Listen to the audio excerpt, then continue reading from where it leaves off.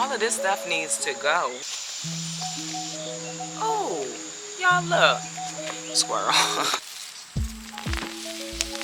How do I plan for fall? How do I prep for fall? Y'all real loud today, babe. It's because I didn't bring no treats, ain't it? Know what these are. When I open this up, the black and white things that you see there are the seeds. Good morning. Welcome to Yellow Door Urban Homestead. I am Asia and I'm an urban gardener growing in a small space out in my backyard. So listen, I don't know if I'm the only one who didn't realize it is August the 28th. I might be the only one, but I did not realize it was August the 28th. And so I am sitting out here letting all of this stuff still grow from the summer. I need to be getting prepared for fall. So today we are out here. We got sleeves, we got boots, we got our pouch, because anything that I could take, I'm going to take. But we get ready to get prepared for fall. So like the marigolds that I told y'all I was leaving for flowers and some color and stuff, all of this stuff needs to go. Like since I have not even started, you know, prepping the beds, getting compost laid, that kind of stuff. We're gonna do a lot of pulling today and a lot of moving today. So over here in my garden in zone 7B in Virginia, it's time to start prepping for fall. We do have some really hot days today, so I won't be planting anything today, but just prepping, you know, getting compost laid, getting things pulled, that kind of stuff. That's what I'm going to do today. Because probably first week in September or so is when I always feel like it's safe for me to start planting my fall crops. So here's the thing. Last year, didn't take care of my seedlings. They all died. This year, oh, y'all look. Squirrel. I do not know what these are. Like, someone gave me these plants and I had planted them in the flower bed before I really started gardening. And then I tried to pull them out. They don't die easy.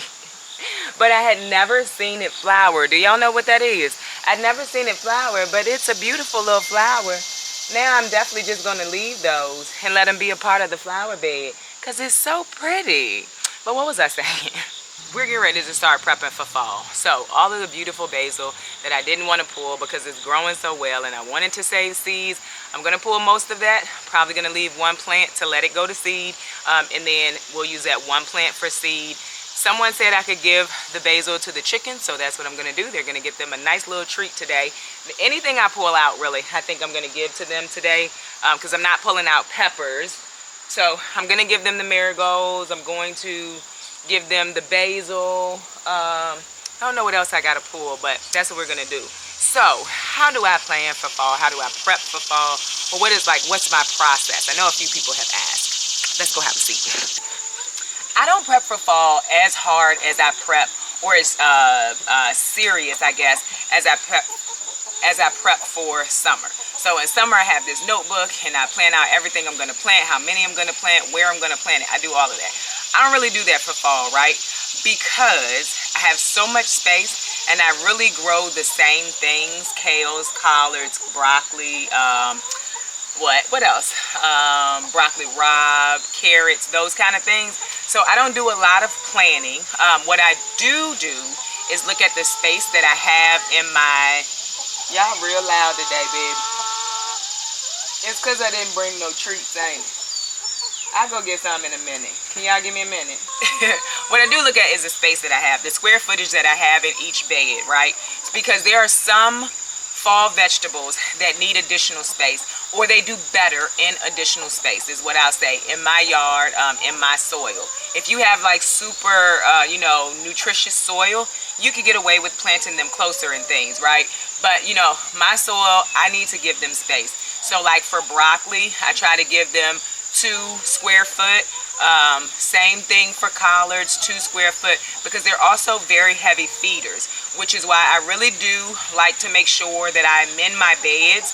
I have some compost left in one side of the compost pile, so I'm going to make sure that I top dress. When I say top dress, I'm just going to put some compost on the top layer of the soil, and it'll start, you know, when it rains, that nutrients will go down into the soil. If I did not have compost, I would go and buy like a bag of black cow, few bags of black cow, right? But I have some compost left, and so I'm going to do that. What else do I think about for fall? I really, like I said, I really don't plan heavily for fall. I don't write it down. I don't decide how many I'm going to grow. And the thing is, leafy vegetables, like so collards, kale, those are leafy vegetables. So while we love to have large leaves, you can eat them small. And so you don't have to make sure you give it a bunch of space if you don't mind having smaller leaves. And I do not. So with that being said, that's kind of how I prep for fall. It's not a lot. In fall, I do leave anything that's on the trellis. I will leave it and just let it go until our first frost, because I don't grow things on my trellises for fall. So I'm going to leave anything that's on the trellis and just see what else I can get out of it. But the things that are in the beds, that are in the soil where I plan to plant, in which, like I said, this year, I'm planning to plant like everywhere. Another thing that I do for fall is I take care of my strawberries. Not going to do that today, but like I said, I'm going to pull out all the strawberries. I'm going to leave like 10 plants in that space because they reproduce so quickly and so heavily. So we're going to do that for fall. We should be finishing up the orchard area because that's the video that I posted yesterday. But like I said, I did not realize how late in fall we were already. And so we're going to wait on that because I won't be planting anything in the orchard area. I just want to get it cleaned up. And I did sign up for chip drops. So I am crossing my fingers that they don't bring me this really large load. But if they do, I'll have plenty places to put it. So I did sign up, just waiting for them to bring me a load of wood chips. Another reason why I want to get this done, because if the wood chips come, I want to be able to focus on that. The other thing I'm going to do, not today, but you'll see it in another video, is like I said, I'm going to start digging out all of these wood chips that's in here that have not broken down. Wood shavings that have not broken down. And as I pull things out of like the Vigo garden beds, the bed in the greenhouse, I already pulled everything out. I'm going to put this into the bed, and over the winter I am hopeful that it will break down, and then I have like filled beds with really good soil in it. Okay, so let us get to work. The first thing I'm gonna do is get the bags moved. So we have bags right here, we have bags right there, but all of the peppers that's in the walkway, I need to get those moved because I need to have space and I need to just be able to move and get this stuff done. So that's the first thing we're gonna do, is move these the peppers over here.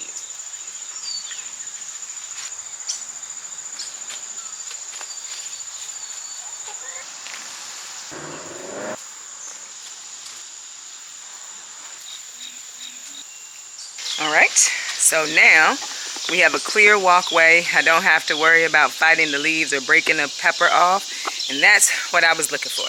Just a clear walkway to get to work. Okay, so the next thing we need to do is move these peppers out of this bed, because this bed will be growing something. Last year, it grew kale, and it grew really well over here. Kale and collards, I think. And so we need to get these out. So we're gonna put these peppers into a bag, and then, you know, disperse that bag throughout the garden so that it's not in the way, and then they'll just keep growing. So peppers, you can overwinter them. People say it all the time. So it's much sunnier out here now. A friend stopped by and I was helping her with something, and so we're back out here, so I had to take a little bit of a break. But peppers, you can overwinter them. And when I say overwinter, you basically cut them down to the stalk. Most peppers have 2 stalks coming out, and so you can cut to the 2 stalks, take all the leaves out, put them in a smaller pot, and take them inside. If you do that, all you have to really do is keep the roots alive. Like, you don't need the leaves and things like that. You just need the roots to stay alive. And then in the spring, after your last frost, you can put them back outside and they will grow again. If you are not new here, you know that I don't do that because I don't do well with plants inside, which I always say that. So I always start my peppers over. But if you're a person who's able to keep plants alive inside, that's a great thing to do with peppers. And then you'll already have an established plant when it's time for summer. But I'm not going to do that These I'm going to put in a bag because I do want to keep them up until the first frost. I want to get more peppers, but I don't want them in this bed because I'm about to have to prep this bed for fall. So that's one thing about in a small space. Another reason why I really love growing in bags is because I can move them around, I can get them out of the way, things like that. And then if I'm not growing in them for fall, then these can go right up until the frost. And then I have a lot of extra bags. So that is that. Let's get to moving. So I'm very nervous to move, I don't know what that bug was, to move this one because it was already broken. We're still gonna try to move it. This pepper, all right, we're gonna have to cut her. This pepper is starting to blush, and so I'm gonna take it and then I'll let it finish in the house. This is the golden Marconi, so you can see it's starting to blush. So it'll finish in the house. So I have my little pouch on. And then I'm gonna try to move this plant too. The peppers that's still over here, they are starting to turn orange. These are the habanadas. I'm gonna go ahead and take those too. And then just move the plant with the few peppers that are on it, because there is a thing called transplant shock. And when you move a plant, while it's getting established back into the spot that you are moving it to, it goes through shock. So the plant looks terrible. The plant looks like it's dying. As long as you keep that soil moist, in most cases, that plant is going to come back.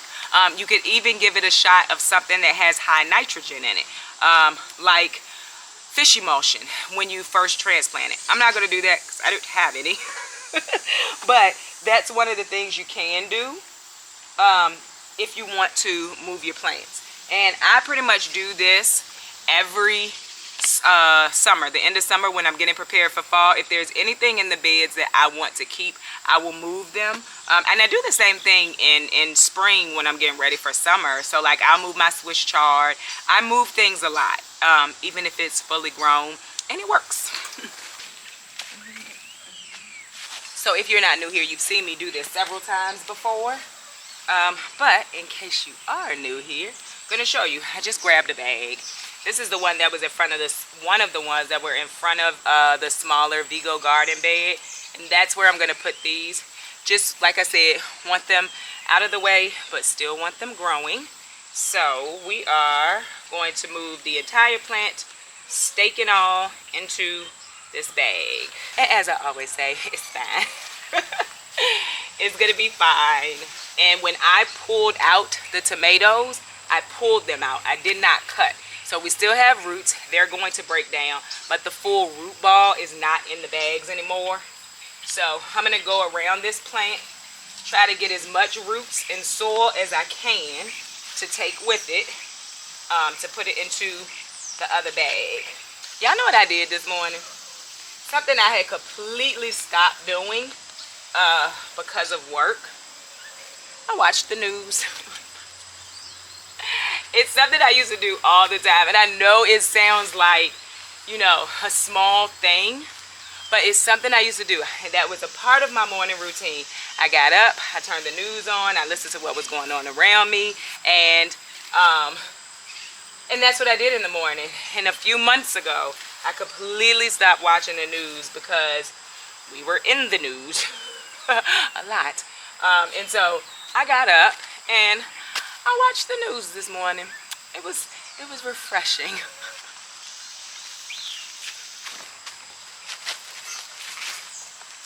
I can't believe that I let the time get away from me like I did. Like, yesterday was my sister's birthday. And that is how I realized how late in August it was. Because her birthday is the 27th. And I was like, wait. You are somewhat behind, girl. So this was my plan for the day really was to finish that orchard area. But we can go back to that. That's one thing about gardening, right? You can change your plans. You can change where you plant stuff. You can change what you plan to do that day. You can change all of that. That's one thing I love about it. This one must have been deep. That's another thing about gardening. Like when you think you have a certain amount of space, you got to remember how far the roots can go. Like those roots are under this plastic. Had to break them. And that's a part of, you know, where you get some of your transplant shock from, because you are breaking roots that have been established and down in the plant. So I am putting this in an area where it's a little bit shaded. That's what I did with all of the peppers that we moved today, because it's still hot. And the peppers getting a little bit of shade at the end of the day is not a bad thing. So we're on to the last one now. There is a volunteer borage in this bag. I'm gonna pull it out. I love borage, I do. So that volunteered. When I say volunteered, it just grew from a seed that dropped. Borage volunteers very easily, and in the spring I'll have so much borage I won't know what to do because I do let my borage go to flower. And since probably the first time I planted borage, I never actually had to plant it again because it self-sows so easily. So with this one, I'm going to plant it a little bit deeper just because, like I said, it was broken but kept growing. So now, planted that up, we probably will see better production out of this plant now because it's able to really be planted deeper. It's not soil mounded up, it's actually planted deeper. And peppers, stems, they can get like woody, like not like a thick tree, but it can get woody, you know, kind of like a tree. And that's why they're so resilient, also why you can overwinter them. So I'll water those before I go in the house today, just to make sure that they have moisture so their roots can get down into the soil and start to grow again. But we have finished a bed. That bed is ready to go. Me and my home and garden trends tool took care of that. So I always tell y'all about this stool. I absolutely love this stool. It is a stool and a kneeler, so I can turn it over and I can sit on it. And then I can use it for my knees so that I'm not like on the ground, and if it's wet, my knees don't get wet. Also good for my back because I'm able to get up like that really easy. I have handles. So if you're interested, there's always a link down in the description box below. And I am affiliated. So one thing I am gonna do this year is just kind of take my trowel, and in the other beds I'm gonna use the fork and move the soil around because, like I said, mole or vole, something is in here. And so when they're in here, you end up with tunnels. And then see, well, you can't really see, but you end up with tunnels, and the plant, when you plant it, is not going to be able to like jump into or get established in the soil if you plant it over a tunnel. So I'm just going to do this. Move the soil around a little bit, break up the tunnels, make sure they collapse, and then I'm going to stand on this soil a little bit to get it back kind of compact, because I'm not trying to compact my soil, I'm just trying to make sure that the tunnels are gone. So that's what I'm going to do there. This part doesn't seem like there's a lot of tunnels, so that's a plus, but that's what I'm going to do. And I'll probably do this one with the fork actually too. I thought it would be easier since it's not as deep, but it's not giving that. So we'll come back to this, to forking it, making sure the tunnels are gone so that we will be ready to plant. And then, like I said, we'll also do some compost over here as well. And got a little bit of weeding to do too. Okay, so now we are going to get these marigolds out. I'm so sad that they started like actually growing close to the end of fall, and actually putting out marigolds close to the end of fall, but it's nothing I can do about it. We're just gonna pull them up. Their roots weren't very deep either, huh? That's interesting. Marigolds are said to do well with like tomatoes because they keep the pest off. I don't know. I have planted them near my tomatoes. I don't really have a lot of tomato pest, if we're honest. So I can't really say. That was a nasturtium. Oh, mushroom. By the way, somebody sent me a mushroom kit on here. I don't know that I ever said thank you. Thank you. It was a while ago too. I apologize. I normally try to send a thank you through Amazon, And someone sent me a herb book yesterday and a candle. Thank you very much too. Because I'm very much getting ready to start getting into learning my herbs too. Like, I got time now. All right, we're gonna give these to the chickens and keep moving.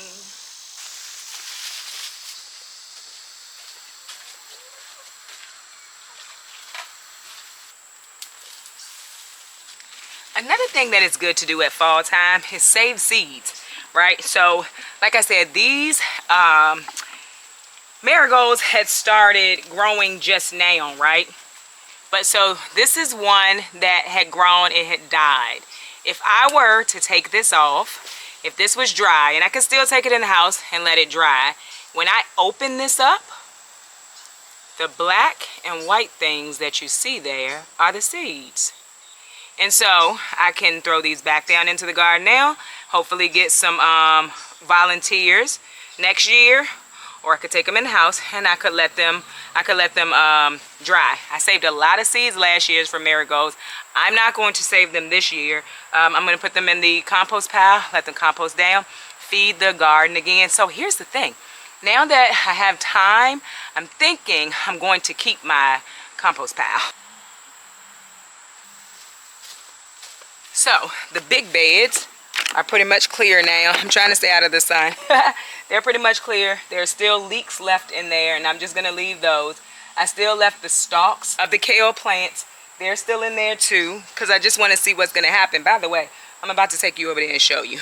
Okay, now it is time for us to pull the basil. We're making good progress.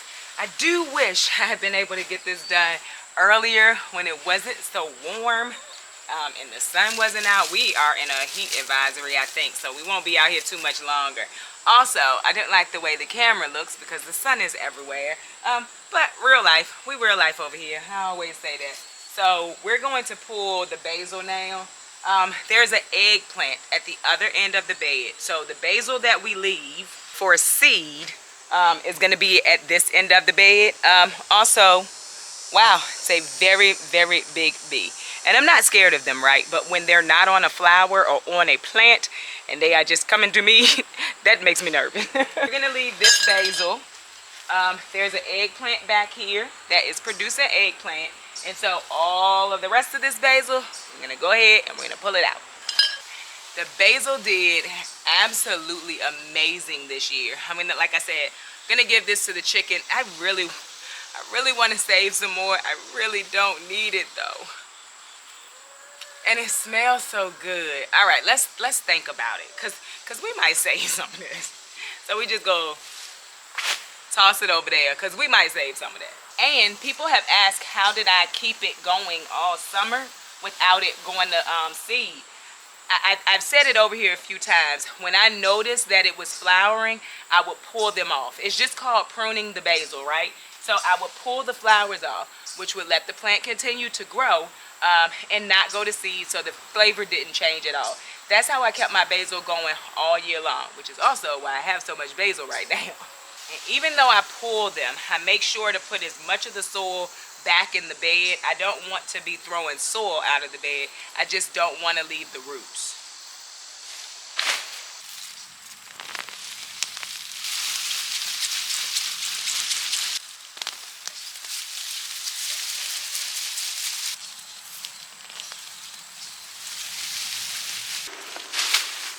So what I'm gonna do is just cut off the root part of this. Then I'm gonna put it up on the porch. Gonna figure out a way to hang it so it can dry outside. Actually, I take that back. I'm probably gonna put it in the drying greenhouse. Oh my goodness, this one doesn't want to be cut. All right, yeah, we're just gonna take these off, throw them into the compost pile, and then put this somewhere. They had very healthy stalks. That makes me happy. Good gracious, y'all. It wants to continue to grow. It doesn't want to be cut. All right, so that's all of those.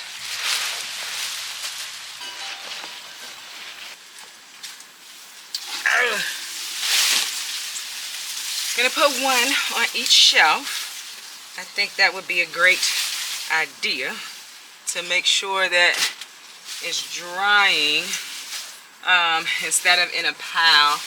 Now, it's supposed to be in like one layer, but we all know how I do. I do what I want to. So we'll see how this works. Like I said, we wanted this to be the drying area. When it rains or something, I make sure I close the windows and the door. But I'm very much interested in having a drying area that's not inside of my house.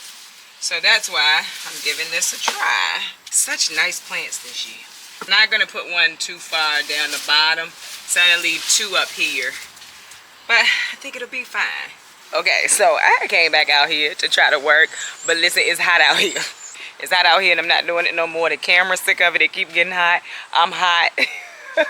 So I will see y'all tomorrow. We got a lot of work done today though. Like, very proud of myself. We got a lot done today.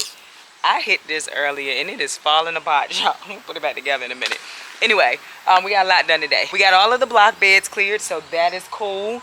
We got another bed over here cleared. So we made a lot of progress. And I may come back out here tonight, but I'm not gonna do it right now. So I hope you enjoyed this video. If you did, don't forget to like, share, subscribe. Don't forget to visit me over on Instagram where I post about the things going on in the garden at this point every day. Bye, y'all.